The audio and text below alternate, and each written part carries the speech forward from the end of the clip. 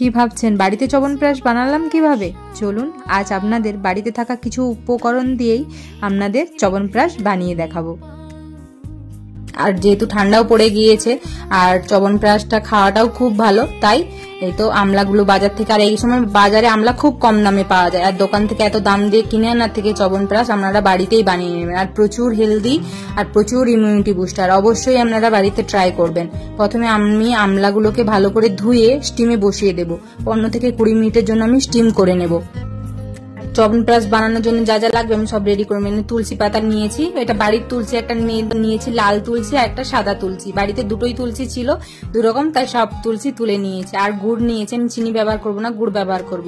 আর মশলা বানানোর জন্য নিয়েছি 1 চামচ পানমৌরি, 1 চামচ জিরে, মতো এলাচ নিলাম, আর নিলাম কিছুটা পরিমাণের লবঙ্গ, আর দিলাম দারচিনি, সবগুলোই উপকারী ঠান্ডার জন্য। আর দিলাম গোলমরিচ, একটা যে চ্যবনপ্রাশের মধ্যে একটু ঝাল ঝাল ভাব থাকে তার জন্য আমি গোলমরিচ নিয়েছি। আর মধু, অবশ্যই মধু লাগবে। আর এটা দেখুন বাড়ির মধু, আমার বাবা গাছ থেকে পেড়ে নিয়ে এসেছিল, বা যেহেতু গ্রামে বাড়ি আর গাছের মধ্যে হয়ে যায়। দেখুন এদিন আমি দেখিয়ে দিচ্ছি মধুটা কতটা পিওর।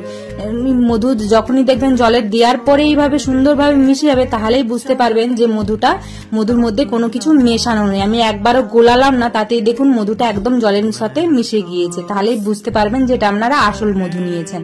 এই তো আমার এদিকে স্টিমও হয়ে গিয়েছে, 20 মিনিট আমি সেদ্ধ করে নিয়েছি। দিয়ে আমলকিগুলোকে এইভাবে আমি ছাড়িয়ে নেব। প্রথমে আপনারাও ছাড়িয়ে নেবেন।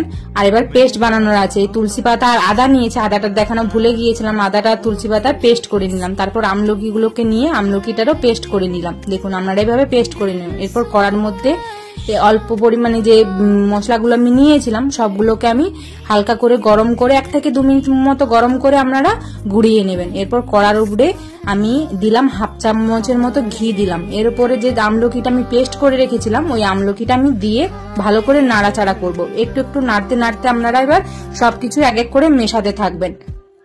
দেখবেন যখন আমলকি হয়ে যাবে অটোমেটিক কড়া থেকে ছেড়ে চলে আসবে।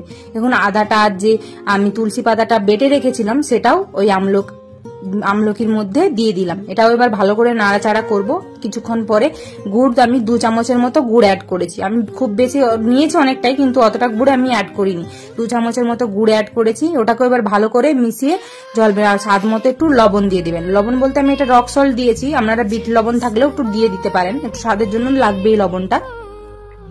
কড়াই আপনারা নাড়তে নাড়তে আমি যে মশলাটা বানিয়েছিলাম, দেখুন সবার লাস্টে আমি মশলাটা দিয়ে দিলাম। কড়া থেকে আমার মশলাটা ছেড়ে আসে চ্যবনপ্রাশটা, দেখুন আমার হয়ে গিয়েছে, চ্যবনপ্রাশটা ছেড়ে এসেছে। এরপর আমি মধুটা যে রেখেছিলাম 2 চামচ মধু এর মধ্যে অ্যাড করে নেব।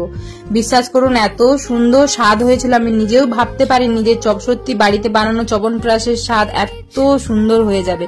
আপনারা অবশ্যই বাড়িতে ট্রাই করবেন আর বাচ্চাদের অবশ্যই বাড়িটা দেওয়ার চেষ্টা করবেন। ধন্যবাদ।